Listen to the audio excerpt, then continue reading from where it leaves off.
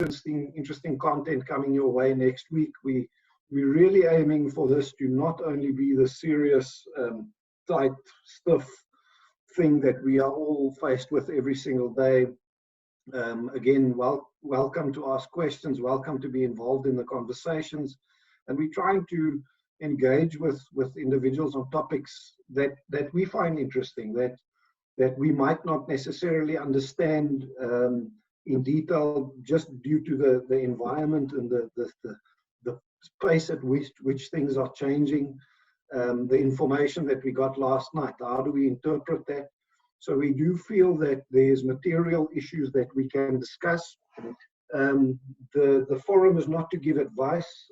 We understand that each individual scenario is unique and needs to be treated in that way. But we do bring together specialists, people with input and understanding, a deeper understanding of the topics that's relevant. So today is no different. We've got two individuals.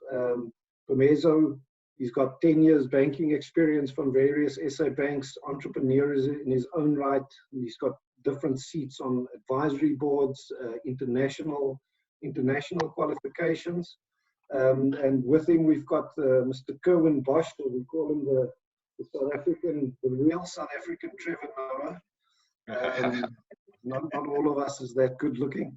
And similar postgraduate diploma in financial planning, entrepreneur, passionate, absolutely passionate about finance, 10 years experience in the banking industry, wealth planning, wealth structuring, not only on an individual level, I think importantly, very high net worth, very complex structuring, and we want to touch on both of those points and both of those areas today, where we not only discuss the obvious information, the obvious, oh, my cash flow is under pressure. We also want to discuss, but aren't we missing some of the opportunities? Should we not be starting to change our mindset, not only about surviving today, but how do I prepare myself and how do I start identifying opportunities later down the line?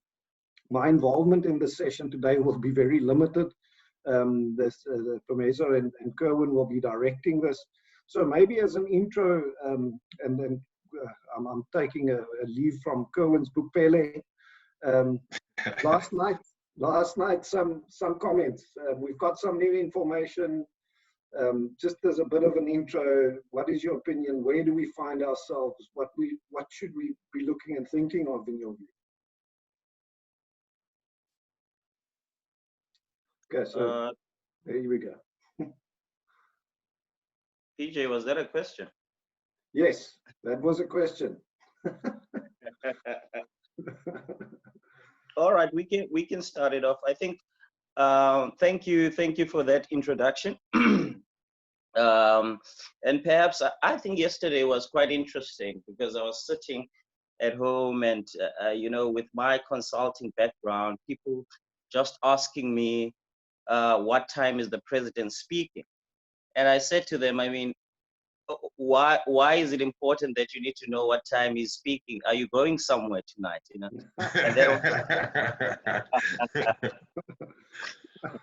and but I think overall he did well because, you know, with business under pressure now in terms of economically, he needed to balance, you know, the life of people, saving lives, but also having an outlook on the South African economy, you know, because for us, we really under pressure. We were under pressure even before COVID-19. So I think it did well. I think for us as a nation also just coming together and unifying around this situation and this period, it will bring more to South African citizens, and I hope it will work out for also the businesses. I don't know if Kirwan, you have any input around that also. Yeah, just thanks for that introduction, JP, and thanks for that, Pumezo, better known as Pele, so please forgive me if I do refer to him as Pele during the conversation. That's how I best know him.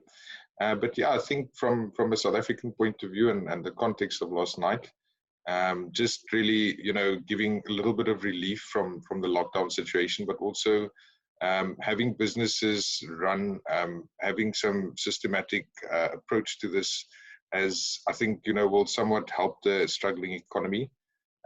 It needs it. The South Africans need it. And to your point, it's not unknown that South Africa was in this position just before the lockdown as well. So, the lockdown just worsened our position. But also at the same time, I think, it's created quite a nice way for government to actually start concentrating on what matters to South Africa.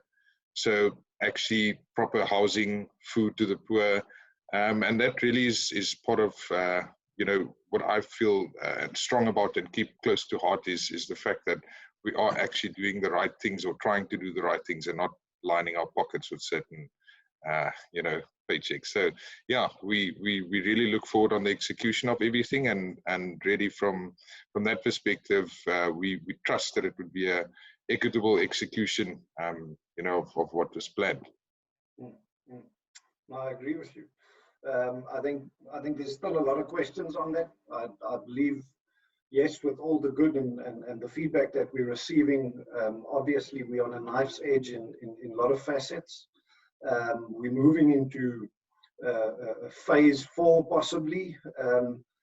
Phase 4 meaning what? But getting back to sort of the topic, and just to set the baseline, Kirwan, if I can just move the buck over to you.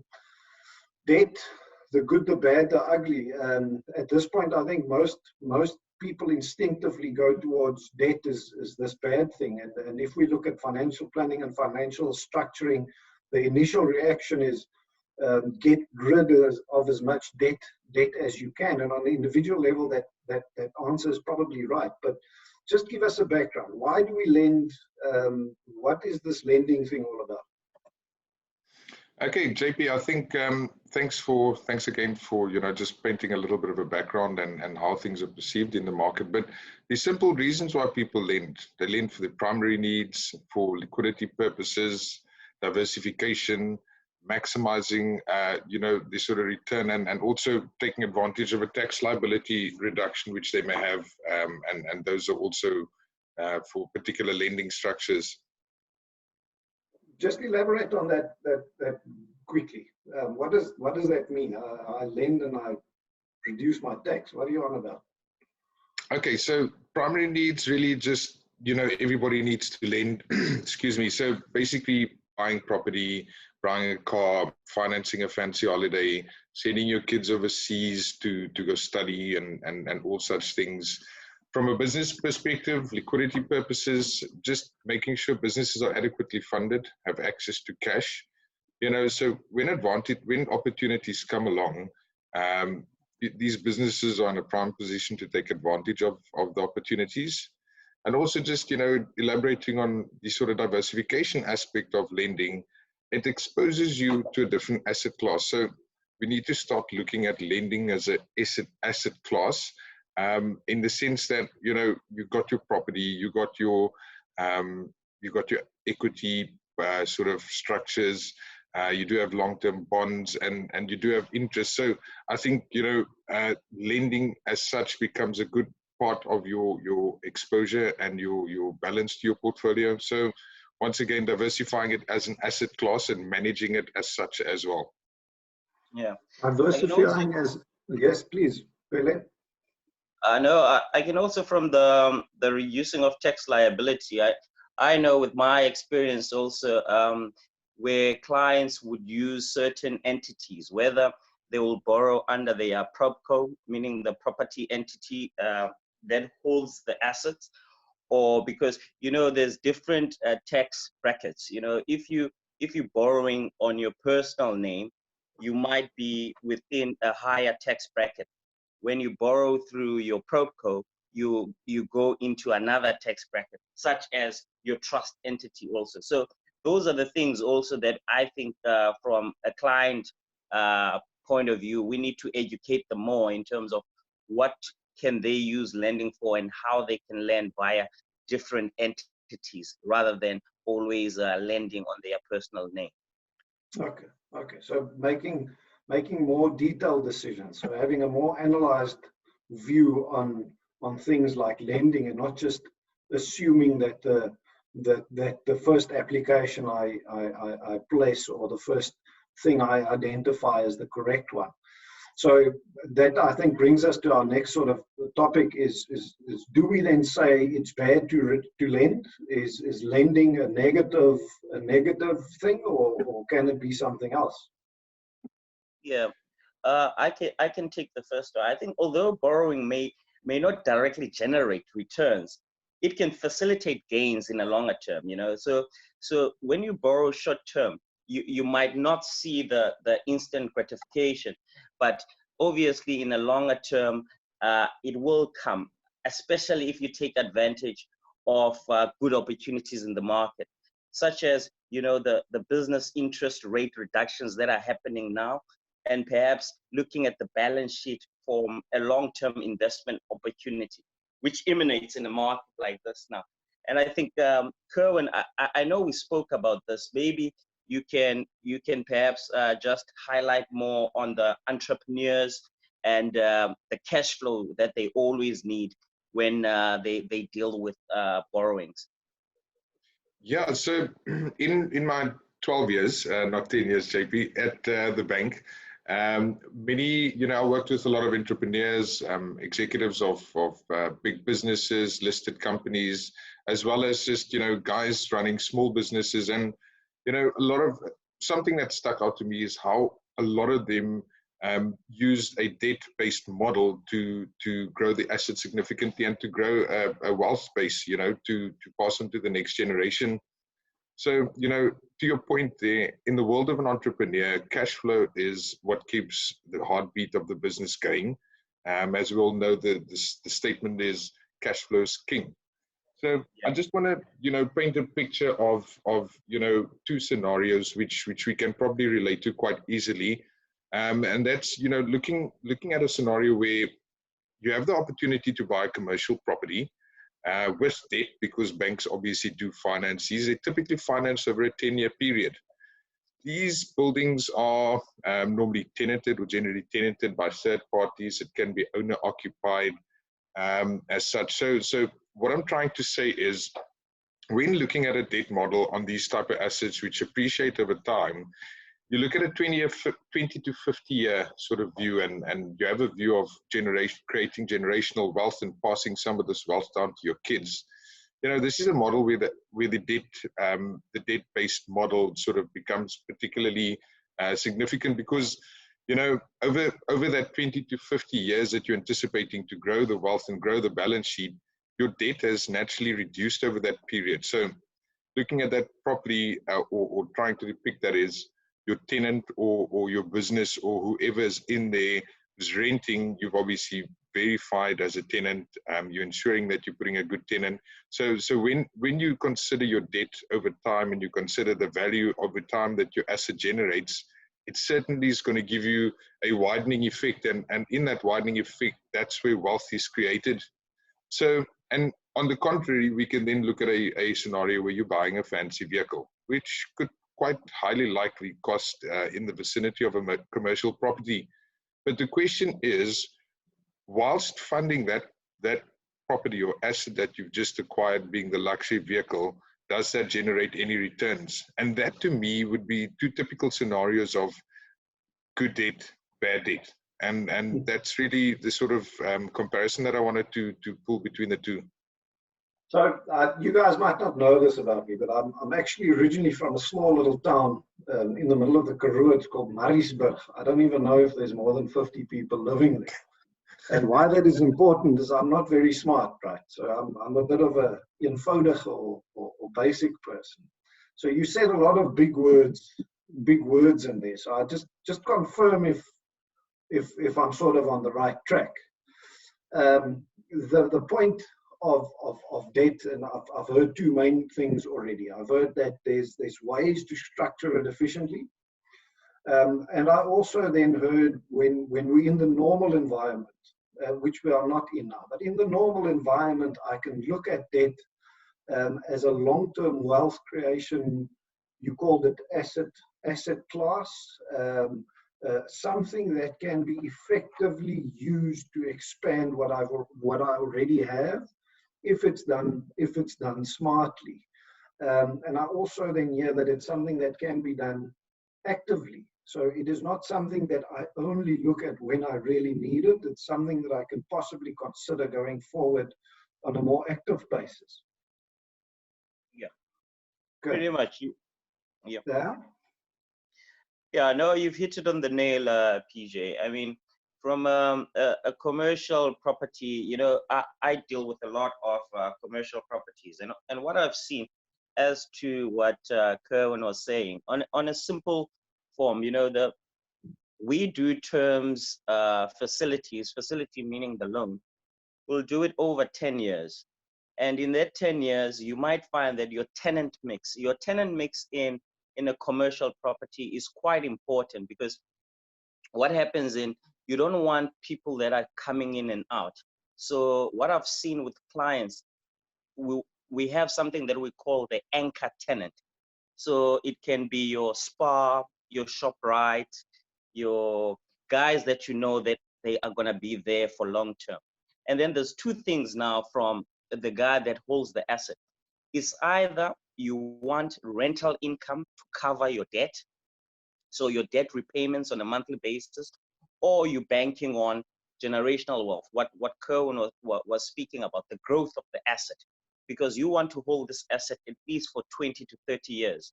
So after you've paid it off, after 10 years, then you can start to appreciate the growth of that asset.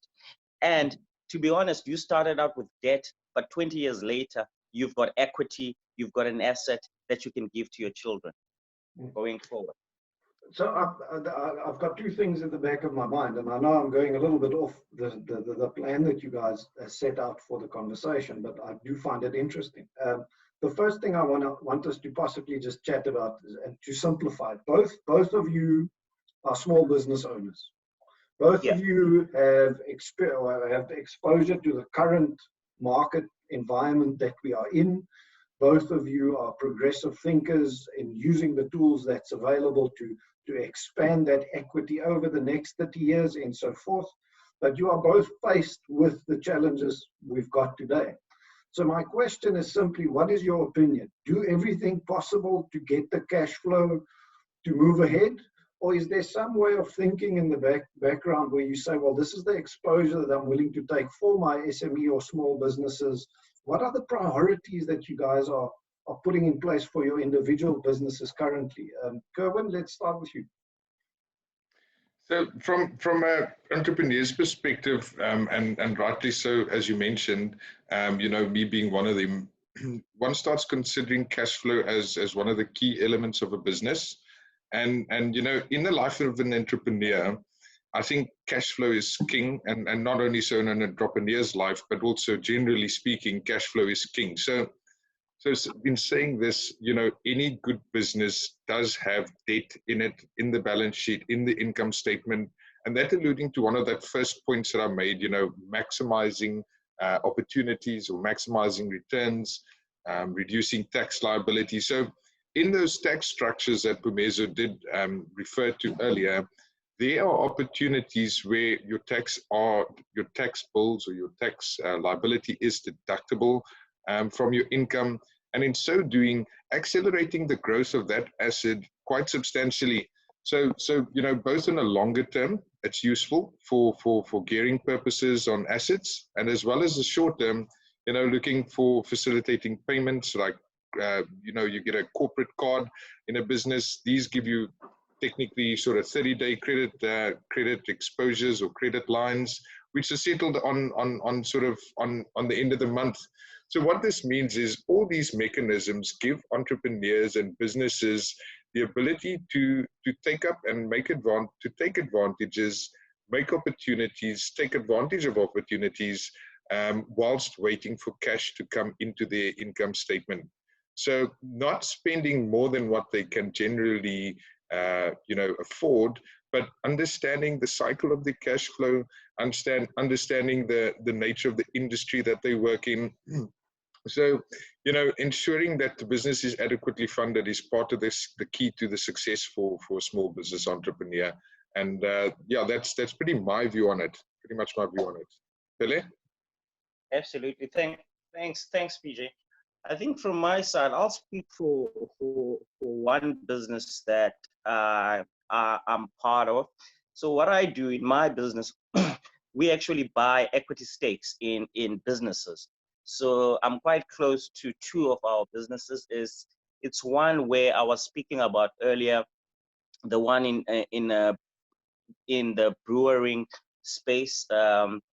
And we also own a restaurant in Claremont. So the first thing that I did, because I knew we had retained earnings, so we still have income to take us through this, at least for 3 to 4 months, that we can pay rent and sustain employment within our business. But as Kirwan has said, I said, guys, let's take a decision that cash is king, and when uncertainty hits, we would need to think of we would need to use all the tools that have been produced to us. So the first thing that we did, we wrote a letter to the landlord, because we knew also the landlord was going to write a letter to the bank to ask for the 3-month moratorium. So we just followed suit, and we were granted the 3-month moratorium. What has happened now, we are able to save over this 3 months because our rental is about 35,000, so that's 105 over the 3 months, and we will use that to keep the staff employed, to make sure that rates and taxes are paid, and to make sure that the wages are also paid. So because with us, what's important is to actually just to keep the jobs and make sure that the business is moving ahead. And then just in short, in our supply business, where we supply a lot to government, what has happened there is totally shut down, and that one doesn't have much high operating costs like the restaurant business. So what we've done there, we've actually just applied also for 3-month moratorium directly from the banks, and we're saving those funds because we don't know what the future holds for us. Okay. And lastly, just overview, we've gone digital on the supply one. We've kind of aggressively gone digital on that space. Okay. So getting to the crux of the topic today is I've got that, we've got the context, we're hearing about negotiating payments and so forth. We're going into this interest rate cycle. What does it mean? Does it present opportunities? What lending currently? What are the main sort of elements that you feel is important? JP, I think I'll go for that one, and just to answer your question, looking at SARB or South African Reserve Bank cutting rates in the vicinity of about 225 basis points, how does that affect me, and is my bonds and everything reducing? And just painting a simple picture, and when I say painting a simple picture, I bear in mind that there are obviously people that have lost their jobs or will be losing their jobs, guys that will be taking salary cuts. Obviously, budgets will have to be revised. So everything that I talk about in here, taking into account those various factors and how you are affected in this situation, you look at a typical bond or home loan for R1 million. Just before the rate cut, you would have paid 9,650 Rand at a 10% sort of interest rate. That's if you were priced at the prime rate of interest, which is the rate of interest that the bank lends to individuals. Subsequent to the rate cut, the prime rate of interest would be now 7.75%. And that gives you a repayment of about 8,200 Rand a month. So, I mean, realistically, or just quantifying, that's 1,450 Rand worth of savings. And, that is significant to me. I believe to a lot of people listening as well.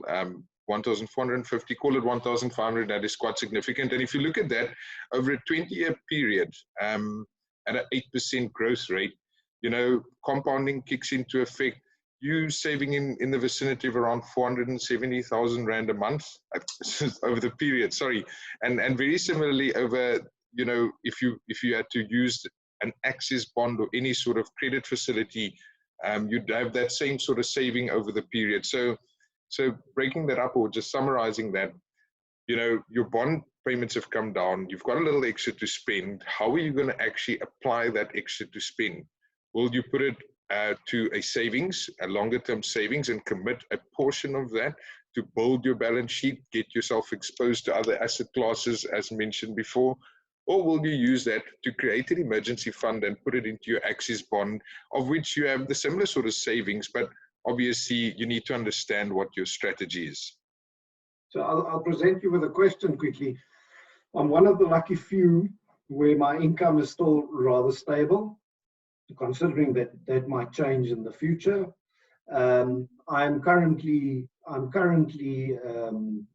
R1 million bond.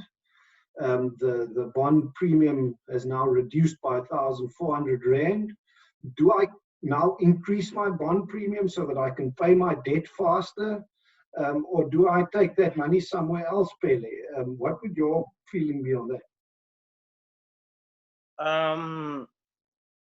You know, firstly, you would need to inquire. I think go to the bank and perhaps just understand from an interest rate point of view. You know, if you take that money now, let's say you're paying on your credit card a certain interest rate, and the bank is presenting you with a positive in terms of saving an interest rate income that is much higher. Because for me, you know, I get a lot of this question, and this question is quite subjective in terms of what to do with the funds now. The safest that I've seen with everything crashing around is perhaps putting it under your pillow, and next to that perhaps just going on the safer routes in terms of your unit trust, where you know that it's backed by diversified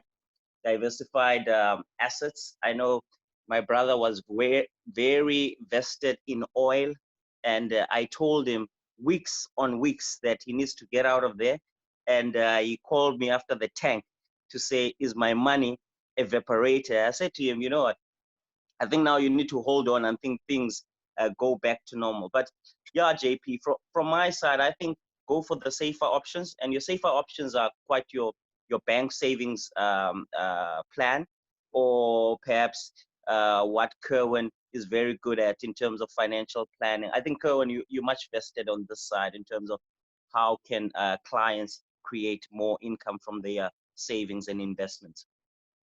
Great. So I just quickly want to touch on what you're saying there, and maybe just you know, close what you're trying to say there. My sort of thinking when I'm faced with that sort of decision to make is, what costs me the most?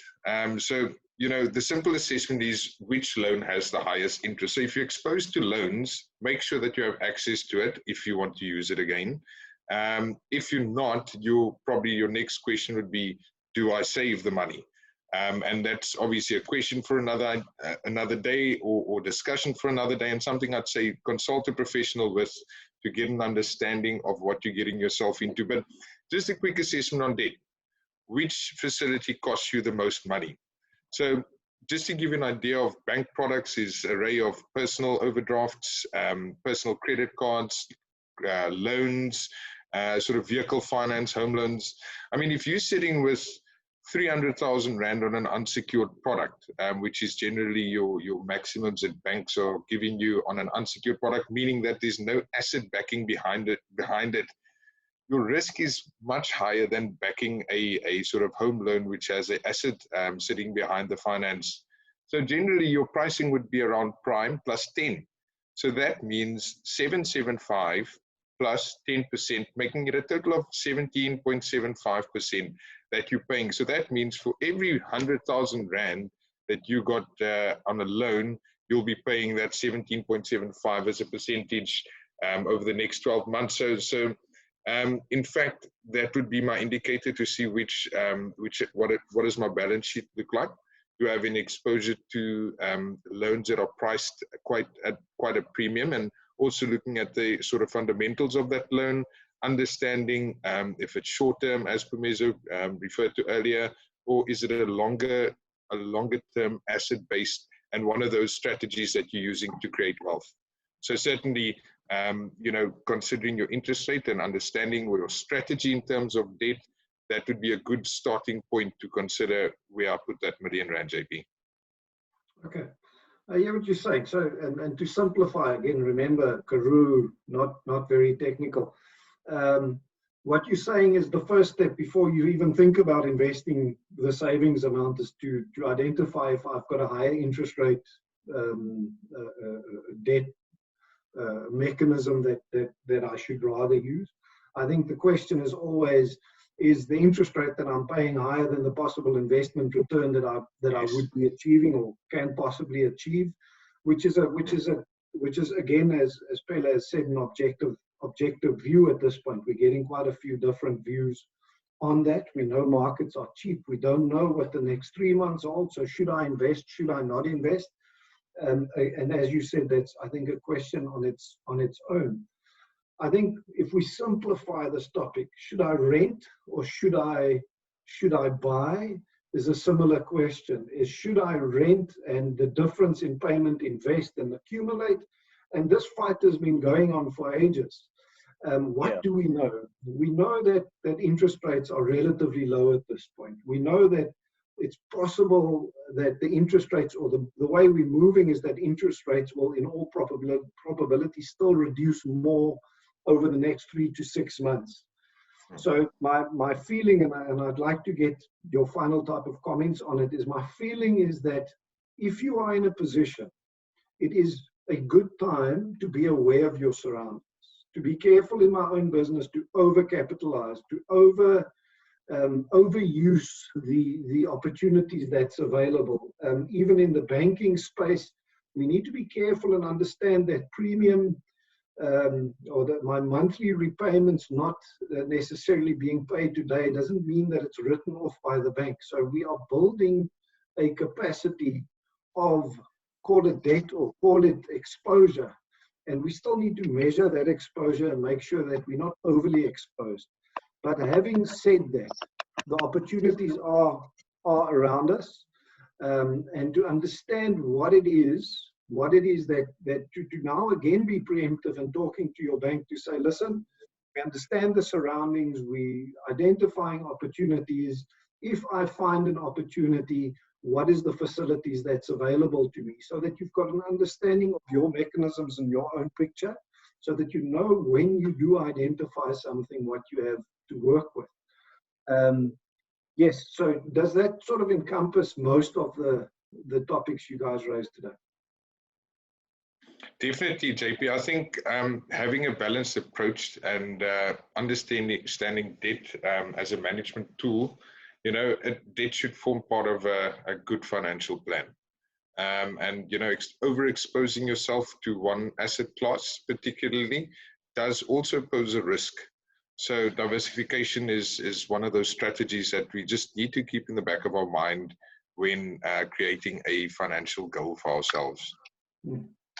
So let me ask you this: do you think banks will lend at this point? Pele? Yeah, I can answer that. I think the approach that I've seen, they're still open to do business. It kind of assists also, because I was speaking to a lot of former bankers and bankers in the wealth and investment space, and I know that they're going to be taking advantage of what the president announced in terms of that shared 200 billion that is going to be flowing in this week or next week, and then a product is going to be created for clients around that. So they are up for doing business. At the end of the day, for banks, the rates that are presented now by SARB, remember, they also go and lend against their assets with the South African Reserve Bank. So they will make some interest on the interest that they're going to be lending out. But at the end of the day, I think they're open for business, and anyone that needs lending now, it is a great opportunity for clients to go to the banks. And also the property market, as I've seen, has gone down. So for someone that is in a position to go and lend now and purchase a property such as an asset such as that, I think it's a perfect opportunity for them to do that. now. Things that are more consumables, I think, stay away from them.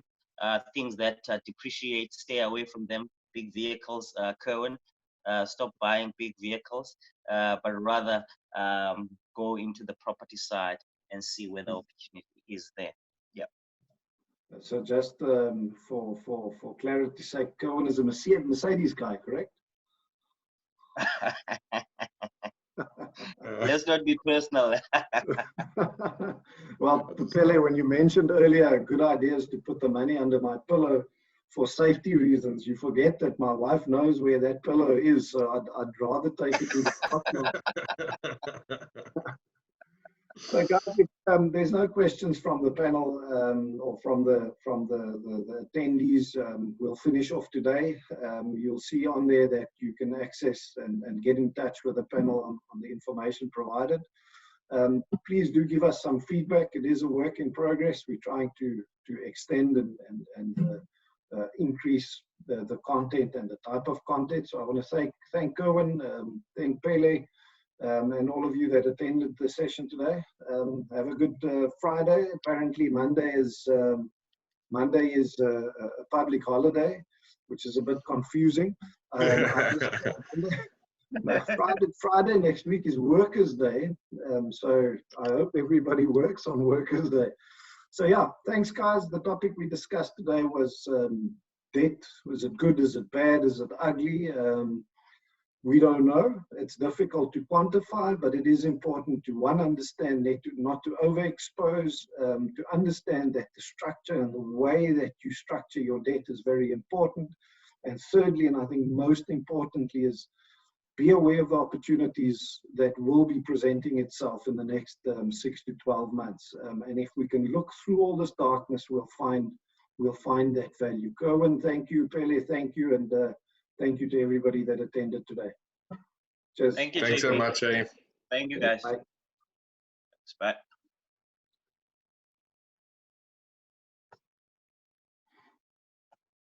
Bye.